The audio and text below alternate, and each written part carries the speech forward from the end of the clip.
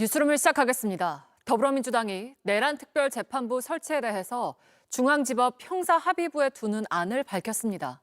지난 금요일 전국 법관회의에서 대다수 반대의 목소리가 나오자 아무 문제가 없다며 사법부를 압박했는데 좀 더 구체적인 안을 내면서 압박 수위를 높인 겁니다.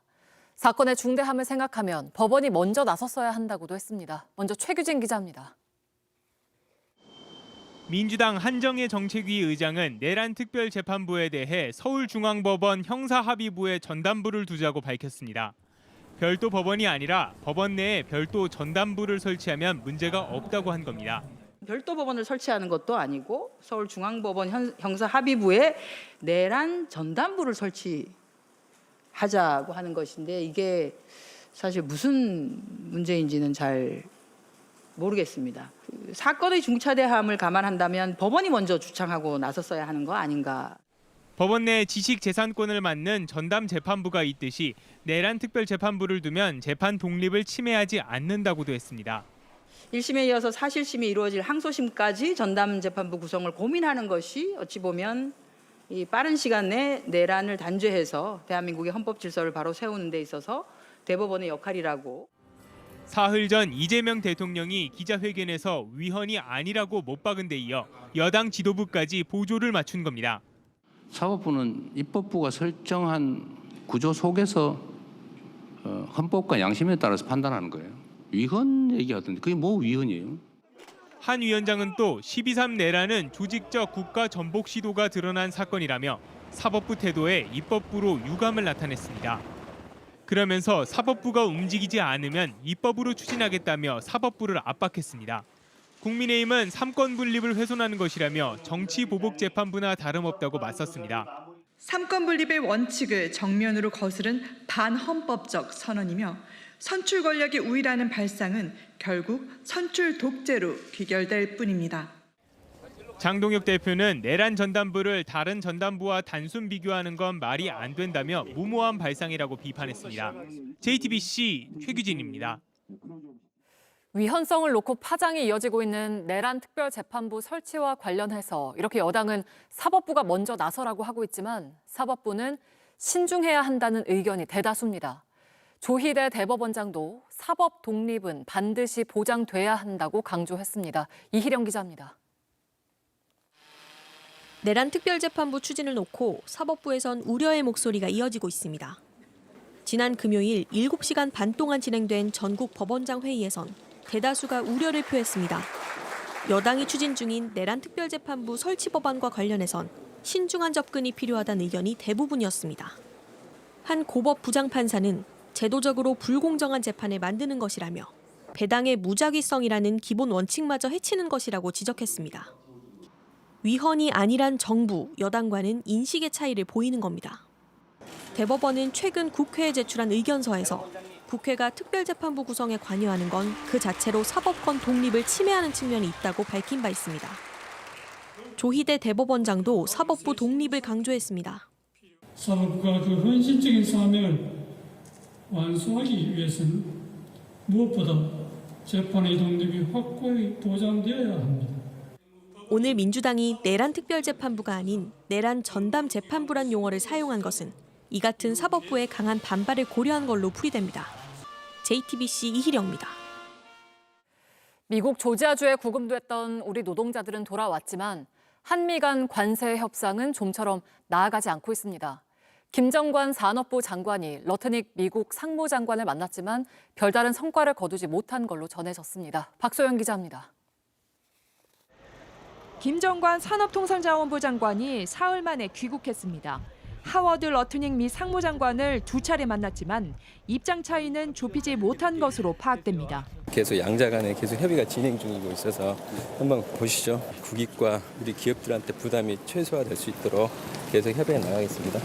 지난 7월 관세 협상에서 미국은 한국에 부과하기로 한 25% 상호 관세를 15%로 낮추고 한국은 3,500억 달러의 대미 투자 펀드를 조성하기로 했습니다. 쟁점은 대미 투자 펀드의 운용 방식입니다. 미국은 한국이 직접 투자 비중을 늘리고 투자처는 미국이 직접 결정하겠다는 입장입니다. 여기에 일본과의 합의처럼 수익의 90%를 미국이 가져가겠다는 뜻을 굽히지 않고 있는 것으로 전해집니다. 워낙 변수가 많은 협상이라는 점만 말씀을 드립니다. 이 와중에 미국 정부가 우리 기업 노동자들을 구금하는 사태까지 벌어지며 협의는 더 복잡해졌습니다. 미국 조지아주 배터리 공장은 건설이 중단된 상태입니다. 최소 2-3개월 공장 건설이 지연될 거라는 전망이지만 비자 문제가 시급히 해결되지 않는다면 더 오래 걸릴 수도 있다는 게 업계의 대체적인 시각입니다. 배터리 산업의 소재와 부품, 장비, 국산화 비율이 절반을 넘어섰는데 미국 현지에서 이를 설치할 인력을 확보하기 어렵다는 이유입니다. 미국 내에서도 트럼프 대통령이 요구하는 돈의 20분의 1만 사용해도 수출 손실로 피해를 입은 노동자들과 기업을 충분히 지원할 수 있다는 주장이 나오고 있습니다. JTBC 박수연입니다. 미국 국무부 크리스토퍼 랜도 부장관이 조지아주 구금 사태와 관련해서 깊은 유감을 표명하며 비자 제도 개선 등 재발 방지를 약속했습니다. 한국을 찾은 랜도 부장관은 박윤주 외교부 1차관과의 회담에서 이번 사태를 제도 개선과 한미 관계 강화를 위한 전기로 활용해 나가자고 했습니다. 그러면서 트럼프 대통령도 깊은 관심을 갖고 있는 만큼 한국 노동자들이 미국에 다시 입국할 때 어떠한 불이익도 없을 거라고 말했습니다. 현지 시간 어제 미국 워싱턴의 한 호텔에서 한미 두 나라의 보수 성향 주요 인사들이 모였습니다. 조지아주 구금 사태는 이재명 대통령에 대한 트럼프 대통령의 보복 조치라는 등의 음모론을 이야기했습니다. 정강현 특파원이 취재했습니다. 먼저 연단에 오른 건 유튜버 전한길 씨입니다. 윤석열 전 대통령이 핍박받고 있다는 주장부터 꺼냈습니다. 내란 특검이다. 내란 특별 재판보다 만들어서 윤석열 대통령을 죽이려고 하고 있습니다. 마가의 대표적 인사인 고든창 변호사도 이재명 대통령에 대한 비난으로 연설 대부분을 채웠습니다. He looks like a communist. He looks like a traitor. When Trump loses patience, he will use America's leverage over Korea to try to help the Korean people. 이어 연단에 오른 부정선거론자 모스탄 교수는 윤 전 대통령의 구속을 성경 속 사건과 연관짓기도 했습니다. President Yoon was in prison for 52 days, which is the length of time it took Nehemiah in the Bible to rebuild the walls of Jerusalem. 이곳 워싱턴 포럼 현장에선 불법 계엄을 옹호하고 부정선거를 주장하는 등 각종 음모론이 쏟아졌습니다. When I was leading the International Election Monitoring Team, we saw every type of trick, every type of method to cheat and to steal that election. 특히 조지아주 한국인 구금 사태가 트럼프 대통령이 이 대통령에 보복 조치를 한 결과란 주장도 나왔습니다. 바로 전날 9월 3일 날 전승 기념식에 바로 이재명이 보낸 우원식이 참새에 의한 트럼프 대통령의 행동으로 나타난 것 아니겠습니까? 최근 미국 내부에서 망명을 권유받았다고 주장하는 전한길 씨는 당분간 미국에 머물면서 또 다른 극우 성향 모임 등에 참석할 것으로 알려졌습니다. 워싱턴에서 JTBC 정강현입니다. 국민의힘 지도부가 윤석열 전 대통령에 대한 탄핵 반대에 앞장섰던 손현보 목사의 교회로 갔습니다. 최근 선거법 위반 혐의로 손 목사가 구속된 건 종교 탄압이라고 주장했습니다. 김한수 기자입니다. 장동혁 대표 등 국민의힘 지도부가 1박 2일 일정으로 부산을 찾았습니다. 윤석열 전 대통령 탄핵 반대 집회를 이끌었던 손현보 목사가 담임 목사로 있는 세계로 교회부터 찾았습니다. 2025년 대한민국에서 종교 탄압을 막는 것이 제 소명이 될 거라고는 꿈에도 생각하지 못했습니다. 손 목사는 지난 9일 선거법 위반 혐의로 구속됐습니다. 지난 4월 치러진 부산교육감 선거 기간에 정승윤 후보와의 대담 영상을 소셜미디어에 올리고 대선 기간인 지난 5월 신도들을 대상으로 특정 후보 지지 발언을 한 혐의를 받고 있습니다. 다른 것을 다 제쳐두고 종교 탄압의 문제라고 생각합니다. 반인권의 문제라고 생각합니다. 반문명의 문제라고 생각합니다. 윤 전 대통령 탄핵 반대 여론을 주도했던 손 목사를 두둔한 건 내년 지방선거를 앞두고 PK 지역 여론을 의식한 행보로 풀이됩니다. 장 대표는 더불어민주당이 추진 중인 사법개혁과 관련해서도 사법부에 대한 인식이 북한이나 중국 수준에 머무르고 있다며 이재명 대통령의 5개 재판을 신속하게 재개해야 한다고 촉구했습니다. 가덕 신공항 현장 등을 찾은 국민의힘 지도부는 내일 부산에서 현장 최고위원회를 열고 해양수산부 임시청사 현장을 둘러볼 계획입니다. JTBC 김한수입니다. 지금 이 시각 총리 공관에서 대통령실과 정부 여당 고위 관계자들이 모여 비공개 만찬을 하고 있습니다. 이른바 더 센 특검법을 둘러싸고 최근 민주당 정청래 대표와 김병기 원내대표의 갈등이 있었던 만큼 이를 봉합하는 계기가 될지 주목됩니다. 박사라 기자입니다. 강훈식 대통령실 비서실장과 우상호 정무수석, 정청래 더불어민주당 대표와 김병기 원내대표가 김민석 국무총리 공관에 모였습니다. 가장 큰 목적은 여권 내부 단합으로 보여집니다. 대통령실 고위 관계자는 JTBC에 갈등 봉합은 여진이 남아있다는 뜻이니 화합과 단합 차원으로 봐달라고 말했습니다. 최근 정청래 대표와 김병기 원내대표가 특검법 개정안 여야 합의를 두고 정면 충돌한 만큼 화합을 강조한 겁니다.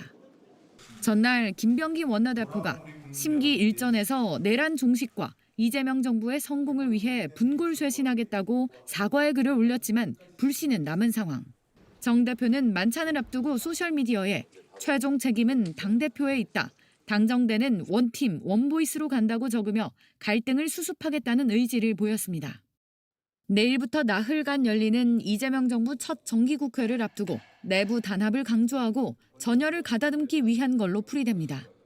국민의힘은 이번 정기국회를 사실상의 청문회로 규정하고 주요 현안을 철저하게 검증하겠다는 입장입니다. 내란 특별재판부 또는 사법부 해체 등 관세 문제도 있고 미국과의 외교 문제도 있고 그런 것들을 대정부 질문을 통해서 명명백백 밝혀낼 생각입니다. 반면 민주당은 내란 종식과 개혁 입법 등의 필요성을 강조할 계획입니다. 앞서 교섭단체 연설에서 서로를 향해 각을 세웠던 여야가 3대 특검법 합의 파기 문제와 미국 한국인 구금 사태 등을 놓고 또다시 치열한 공방을 벌일 것으로 보입니다. JTBC 박사라입니다. 조국 비대위원장 선출 이후 조국혁신당 지도부의 윤곽이 드러났습니다. 성비위 논란을 의식한 듯 전체의 절반이 넘는 5명을 여성 위원으로 선임했는데 정작 가해자로 지목된 김보협 전 수석 대변인은 성추행, 성희롱이 없었다고 주장하는 입장문을 냈습니다. 배양진 기자입니다. 조국 혁신당은 조국 비대위원장 체제의 첫 비대위원 인선을 발표하며 여성을 앞세웠습니다. 먼저 부위원장에 서왕진 원내대표와 함께 문재인 정부 청와대 여성가족비서관 출신인 엄규숙 전 경희사이버대 부총장을 선임했습니다. 또 비대위원은 여성 당직자 중에서 한 사람을 자체 선출하는 등 전체 비대위 9명 중 5명을 여성으로 꾸리기로 했습니다. 혁신당은 성비위 사건 등으로 인한 갈등이 현 상황의 중요한 원인이라며 여성계에서 활동해 오신 분들을 비대위의 주요 위원으로 모셨다고 밝혔습니다. 그러나 같은 날 성비위 가해자로 지목된 김보협 전 수석 대변인은 성추행, 성희롱이 없었다고 주장하는 입장문을 냈습니다. 특히 조 위원장 대법원 선고일이었던 지난해 12월 12일 노래방 성추행이 있었다는 의혹에 대해선 피해를 주장한 강미정 전 대변인이 앞장서서 노래방으로 일행을 이끌었다며 고소인의 주장과 같은 성추행은 없었다고 주장했습니다. 또 다음 날 강 전 대변인 등 참석자들에게 불쾌한 언행이 없었는지 확인했었다고도 했습니다. 지난해 7월 택시 성추행 의혹도 허위 주장이라며 동승한 시간은 5분뿐이었다고 했습니다. 성비위 논란이 진실 공방으로 번지는 가운데 내일 첫 공개 발언에 나서는 조 위원장이 직접 입장을 밝힐지도 주목됩니다. JTBC 배양진입니다. 김건희 특검팀이 통일교 한학자 총재에게 3번째 소환을 통보한 날이 내일입니다. 하지만 한 총재는 건강상 이유로 출석하지 않겠다는 뜻을 다시 특검에 전달했습니다. 특검이 체포영장까지 청구할지 주목됩니다. 연지환 기자입니다. 김건희 특검팀은 내일 조사 예정이던 한학자 총재가 건강상의 이유로 조사에 불출석하겠다는 의사를 서면으로 제출했다고 밝혔습니다. 앞서 2차례 소환 통보에도 한 총재는 건강상의 이유를 들며 나오지 않았습니다. 연달아 3차례 조사에 응하지 않으면서 특검의 선택이 주목됩니다. 특검은 한 총재 측이 매번 직전에 일방적인 불출석 의사를 밝혀왔다며 3회 소환을 했는데도 불응한 것으로 처리하고 향후 대책을 검토 중에 있다고 밝혔습니다. 이에 한 총재는 17일이나 18일 자진 출석하겠다는 입장을 밝혔습니다. 권성동 의원에게 불법 정치자금을 제공하고 20대 대선 당시 국민의힘을 조직적으로 지원했다는 의혹의 정점에 한 총재가 있다는 게 특검의 판단입니다. 통일교 관계자의 진술과 수첩, 보고 문건, 돈다발 사진 등 이미 증거가 다수 확보됐다는 겁니다. 당장 모레 권 의원의 구속 여부가 결정됩니다. 권 의원은 혐의를 부인하고 있습니다. 특검이 저에 대해 제기한 주장은 모두 거짓입니다. 오는 17일엔 공천 개입 의혹 핵심 인물로 지목된 김상민 전 부장검사에 대한 영장 심사도 열립니다. 김 전 검사는 1억 4천만 원 상당의 이우한 화백의 그림을 김건희 씨에게 전달한 혐의도 받고 있습니다. 내란 특검이 기소한 국무위원들의 재판도 시작됩니다. 내란 우두머리 방조 혐의를 받는 한덕수 전 국무총리와 언론사 단전 단수 지시로 구속된 이상민 전 장관의 공판 준비 기일도 각각 16일과 19일에 진행됩니다. JTBC 연지환입니다. 생후 한 달 된 아기를 살해하고 시신을 유기한 혐의로 30대 아버지가 긴급 체포됐습니다. 사건 사고 소식 배승주 기자입니다. 대구 달성군의 한 야산입니다. 텃밭 주변에 폴리스 라인이 쳐져 있습니다. 어젯밤 이곳에서 갓난아기 시신이 발견됐습니다.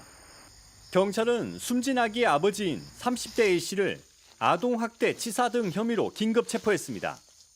A씨는 지난 10일 밤 대구 달성군 자택에서 생후 35일 된 아들을 숨지게 한 뒤 이튿날 새벽 집 인근 야산에 시신을 유기한 혐의를 받고 있습니다. A씨는 범행 사흘 뒤인 어제 실수로 아기를 죽였다며 자수했습니다. 자기가 이제 애를 보다가 애를 보채고 하니까 뭘 때렸는데 때려서 죽었다. 시술이 맞는지 여부등에서 한번 조사해봐야 돼요. 경찰은 정확한 사망 원인을 확인하기 위해 아기 시신을 부검하고 A씨와 당시 집에 있었던 A씨 아내를 상대로 사건 경위를 조사 중입니다. 경기 남양주 남부경찰서에 따르면 지난 5일 저녁 7시쯤 남양주시 호평동에 있는 한 주택에서 50대 남성이 쓰러진 뒤 병원에 옮겨졌지만 숨졌습니다. 남성은 검찰 수사관들이 구속영장을 집행하기 위해 집에 오자 문을 열어주지 않고 대치 중에 독극물을 마셨던 것으로 확인됐습니다. 남성은 1억 8천만 원 상당 사기 혐의로 재판 중에 영장이 발부됐는데 피고인이 숨지면서 재판부는 공소기각 결정을 내릴 전망입니다. JTBC 배승주입니다. 지난 11일 고 이재석 경사가 갯벌에 고립된 사람을 혼자서 구하다가 순직했는데요. 당시 무전 기록에는 이 경사가 사람이 더 필요하다며 지원 요청을 했던 내용이 담겨 있습니다. 양빈현 기자입니다.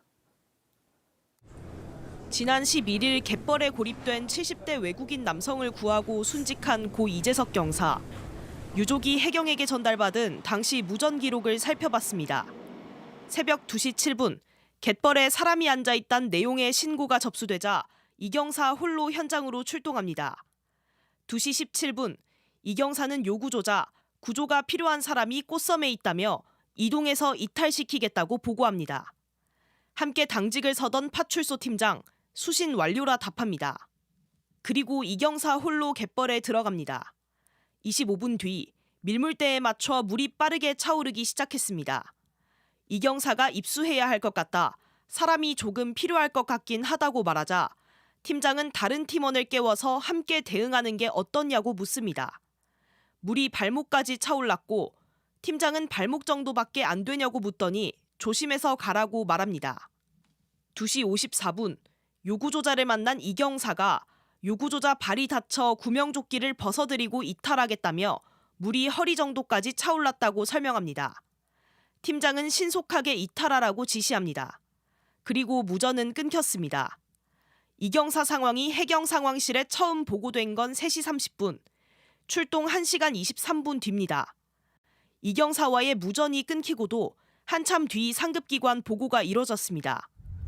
오전 9시 41분, 이 경사는 심정지 상태로 발견돼 끝내 숨졌습니다. 해경은 외부 전문가 6명으로 구성된 진상조사단을 꾸렸고 이번 주부터 조사에 나섭니다. JTBC 양빈현입니다. 최근 이태원 참사에 출동했던 소방관 2명이 스스로 목숨을 끊는 일이 있었습니다. 트라우마와 관련한 진료비 지원은 몇 년째 제자리인 상황 속에 치료는 뒷전이었던 현실을 황예린 기자가 짚어봤습니다.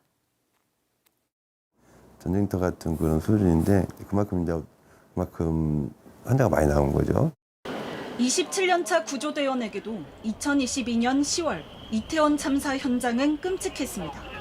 상담 한 번 받는다고 기억이 사라지진 않았고 마음이 아프면 몸도 따라 아팠습니다.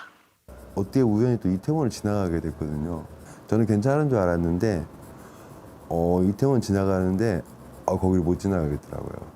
되게 몸도 안 좋아지고 속도 안 좋아지고 하더라고요. 그래서. 트라우마를 겪는 소방관들에게 정신과 진료비와 약값을 국비 지원하고 있지만 운용이 부실하다는 지적이 나옵니다. 이태원 참사 이듬해인 2023년 마음건강 진료비 지급 요청은 예년에 비해 수백 건 많은 8,359건이었습니다. 이 중 325건은 예산 부족으로 지원이 되지 않았습니다. 예산은 지난 3년 5억 6천만 원에 고정돼 있습니다. 지난해 말 제주항공 여객기 참사가 있었는데도 내년 예산도 동결입니다. 트라우마 고위험군에 대한 대책이 부족하다는 지적도 나옵니다. 이태원 참사와 제주항공 여객기 참사 출동 소방대원 중 212명이 병원 치료가 필요한 상태였지만 이들에게 내려진 조치는 진료 권고뿐입니다. 우울한 감이 들든지 해서 치료를 받고 싶다든지 할 때 좀 귀찮으면 망설여지게 되고 치료가 뒷전이 되지 않도록 제도를 바꿔야 한다는 목소리가 나옵니다. 상담을 통해서 반드시 치료가 필요하다고 하면은 실제 치료까지 이어질 수 있도록 하는 시스템이 필요하고 또 장기적인 추적, 관찰을 통해서 완치될 수 있도록. JTBC 황예린입니다. 약 4년째 서울 서대문구 연희동 자택에 안치 중인 전두환 씨 유해를 자택 마당에 영구 봉안하는 방안이 검토되고 있는 걸로 파악됐습니다.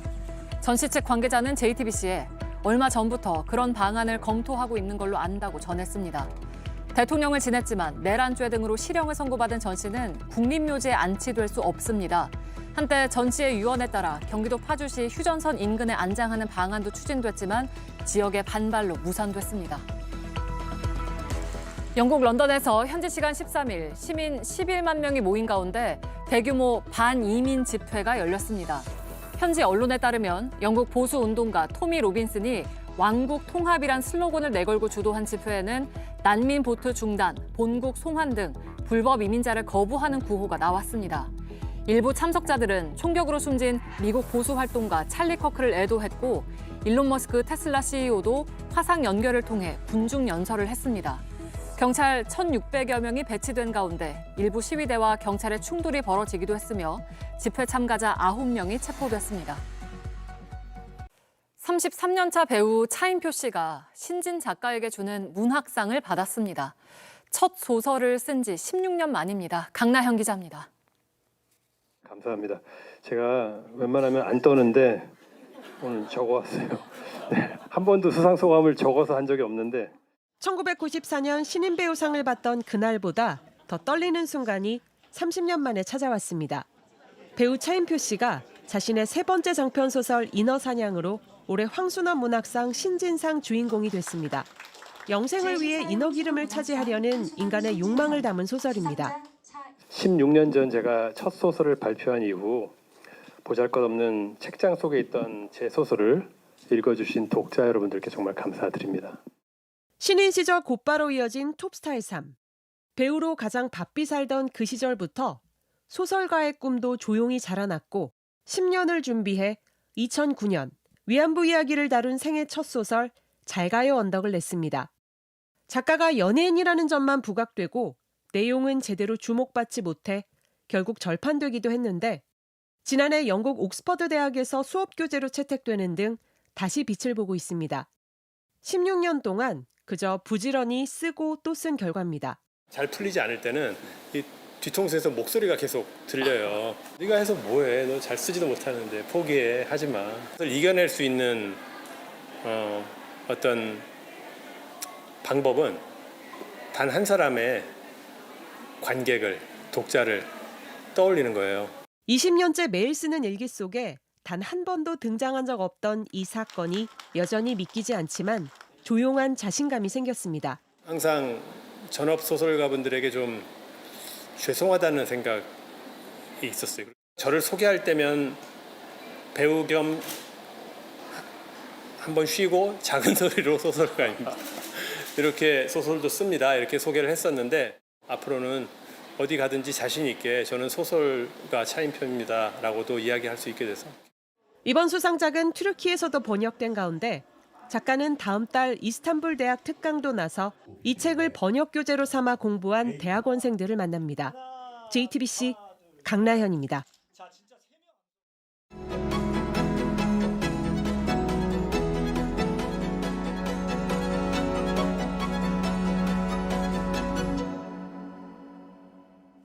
조금씩 천천히 욕심부리지 않고 내 갈 길을 가겠다.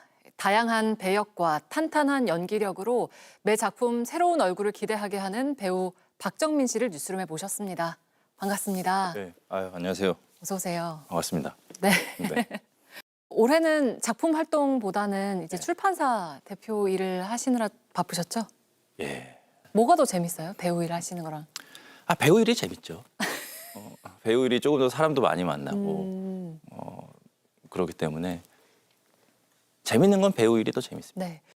만약에 내 자식이 배우나 출판사 대표 둘 중에 하겠다고 하면은 다리 몽둥이를 부려드려 놔야죠. 예. 둘 다요? 그럼요. 왜죠? 너무 곤욕이니까. 예. 물론 뭐 둘 다 재밌는 직업이지만 그냥 내가 가장 사랑하는 누군가가 네. 이 고행을 또 한 번 겪겠다라고 하면 좀 답답할 것 같아요. 이렇게 훌륭하게 잘 해낼 수도 있지 않을까요? 뭐 그럴 수 있는데 어쨌든 안 된다. 안 됩니다. 알겠습니다. 이번에 배우로서 이제 영화 얼굴로 돌아오셨어요. 물론 이거는 뭐 예전에 찍어놓긴 한 거지만. 전에 찍어놓은 게 공개가 됐는데 미스터리 장르인데 어떤 내용인지 좀 직접 설명을 해주실까요?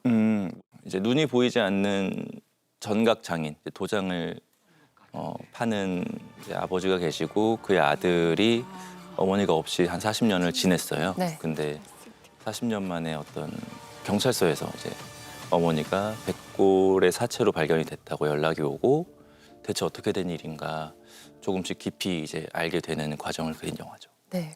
저희 지금 월에 띄워놓은 이 역할 1인 2역을 하셨잖아요. 맞습니다. 이거는 그 아버지 젊은 아버지, 역할을 할. 특히 제가 젊은 아버지를 연기를 하다 보니 이제 그 시절을 추적해 나가는 그 아들로서 조금 더 감정적으로 좀 도움을 받는 지점들이 있었어요. 제가 했던 거니까. 그 연상호 감독님하고는 인연이 꽤 깊잖아요. 네, 이번이 3번째. 네, 페르소나라고 불릴. 그분이 페르소나가 많아요. 페르소나의 자리를 차지하려면 그냥 그분이 시키는 거 다 해야 돼요. 연기를 직접 해주시지도 않나요? 그 막 가르쳐주는 차원에서 디렉팅 할 때. 제가 첫 영화가 염력이라는 영화였거든요. 네. 감독님 그때 디렉션을 저한테 어떻게 해주셨냐면 자, 박 배우 여기서 이렇게 한 번만 해줘. 그래서 예? 이렇게 한 번만 해서 알겠습니다. 오케이 하고 넘어갔어요. 제가 그때 너무 수치스러운 거예요. 그런 걸 좋아하시는 것 같아요. 약간 뭐 그런 거 좋아하세요. 그러니까 본인이 이제 만화가셨잖아요, 처음에. 그래서 본인 그림이 명확하시거든요. 연기할 때 재밌어요, 감독님 영화 촬영할 때. 이번 역할을 하시면서 실제로 도장 새기는 법을 배우기도 하고 배우들한테 나눠주기도 하셨다고. 네네네. 직접 새겨가지고. 예. 그리고 이전 작품에서는 뭐 피아노 연주를 직접 할 수 있게 다 하기도 하고 래퍼 역할 하시면은 작사 다 하시고 이런 것들이 박정민 배우만의 뭔가 캐릭터를 소화해내는 그런 과정이라고 볼 수 있을까요? 사실 부끄럽지만 그렇긴 해요. 이런 어떤 기술들을 연마하는 그 과정들이 어쨌든 역할에 조금 더 깊이 들어가는데 도움이 좀 주는 것 같아요. 그래서 뭐 피아노 같은 경우도 그랬고 뭐 막 랩을 배우고 가사를 쓰고 했던 부분들도 확실히 현장에서 제가 그런 과정들을 거쳤기 때문에 촬영할 때도 조금 더 용이한 느낌을 받아요. 예전에 다른 인터뷰에서 한 걸 봤는데 나는 노력이다. 재능보다는 노력이다. 네. 그리고 많은 배우들이 그렇다라고 네. 하셨거든요. 그냥 타고났는데 본인이 모르시는 것 같다는 생각이 감이 들기도 하고 스스로가 생각했을 때는 내가 가진 재능은 그래도 이런 게 있는 것 같아 라고 말할 수 있는 게 뭐가 있으세요? 우선 저는 재능이 제가 뛰어나지 않다라는 건 제가 저의 역사를 알잖아요. 제가 못했던 순간들도 너무 오래 겪었었고 근데 그냥 그런 저한테 무슨 재능이 하나 있다면 시키는 걸 잘합니다. 예. 훌륭한 재능이죠. 예, 그래서 고집이 별로 없는 거죠. 그런 거에서 특히 영화 찍을 때는 나의 생각보다 감독의 생각이 훨씬 더 중요하다. 저 사람이 훨씬 더 나에 대해서 이 영화에 대해서 잘한다라는 어떤 확신을 갖고 임하기 때문에 시키는 대로 잘합니다. 한국 대표 연기파 배우의 자리를 놓고 버리는 이병헌 배우, 그런 말씀하시면 박정민 배우의 저 지금 대결이다. 너무 골치가 아파요. 연상호 감독님께서 네. 정말. 그 말이 안 되고요. 네, 말이 안 되고 제가 너무 좋아하는 선배님이어서 앞에 가면 항상 얼거든요, 제가. 근데 갑자기 뒤에서 한판 붙자 이러는 것 같잖아요. 앞에서 항상 공손하다가 너무 곤란합니다. 네. 근데 그런 이병헌 배우가 박정민 배우랑 연기 같이 하면서 많이 배웠다고 말씀하실 정도니까 아니 뭐 사람들 앞에서 욕할 수는 없으니까. 두고 보겠습니다. 어떻게 될지. 박정민 씨가 어느덧 데뷔 15년 차예요. 네. 근데 한 10년 전쯤에 한 인터뷰에서 조금씩 천천히 욕심 부리지 않고 내 갈 길을 가겠다라고 했는데 지금까지 이제 걸어온 길을 스스로 돌아보면 좀 어떤 생각이 드시나요? 욕심 덩어리였던 것 같은데요. 사실 제가 그때 했던 이야기들도 사실 아마 그런 차원이었을 거예요. 제가 욕심이 가장 많았던 시절이었기 때문에 다독이면서 이제 조금 더 앞으로 가보려고 했던 말인 것 같은데 사실 사람이 어떻게 욕심이 없겠습니까? 항상 그 순간순간 그 욕심이 막 치밀어 오르는데 아직도 그래요. 네, 그렇게 생각하면서 이 일을 하고 있습니다. 내가 해놓고 보니까 진짜 이거 잘한 것 같다. 혹은 이거는 좀 후회된다. 이런 것들이 있다면 한 가지씩 꼽을 수 있을까요? 둘 다 배우예요. 그래요? 네. 우선 저는 이 일을 너무너무 좋아하거든요. 배우를 꿈꿨던 것들을 후회하진 않는데 배우가 되어보니 연기 말고 신경 쓸 게 너무 많은 거예요. 네. 사람이 어떻게 좋은 생각만 하고 살겠어요? 바른 생각만 하고 살겠어요? 근데 그런 어떤 순간순간 좀 나쁜 생각들이 들어올 때 좀 무서워요. 항상 올바른 사람이어야 한다라는 그런 강박을 갖게 되는 것이 조금 두렵더라고요. 네. 배우로서의 바람이 있다면 어떤 게 있을까요? 최근에 좀 그런 생각이 들었어요. 성공의 기준을 나부터 좀 뭔가를 바꿔야 되겠다. 네. 이전에는 제가 정말 앞만 보고 달렸다면 천천히 나한테 정말 나도 도움을 받을 만한 어떤 그런 작품들을 만나서 공들여서 오랫동안 관객분들한테 작품을 좀 소개해드리고 싶다라는 바람이 좀 생겼어요. 몇 년 전에 쓰셨던 책 마지막 장에 거기에서 뭐 하세요? 뭘 하시든 고맙습니다. 이렇게 적으셨잖아요. 네. 그 말씀을 오늘은 그대로 돌려드리고 싶다는 생각을 합니다. 감사합니다. 네, 오늘 인터뷰는 여기까지 하겠습니다. 오늘 나와주셔서 고맙습니다. 감사합니다. 너무 감사합니다.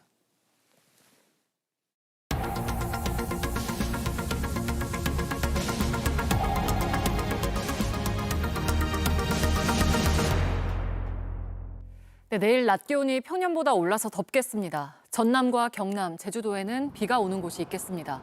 주말 사이 강릉엔 단비가 내리면서 주요 상수원인 오봉 저수지의 저수율이 15%대로 올랐습니다. 가뭄 해갈에는 여전히 부족한 수준이지만 주중에 비가 또 올 가능성도 있습니다. 뉴스를 마치겠습니다. 고맙습니다.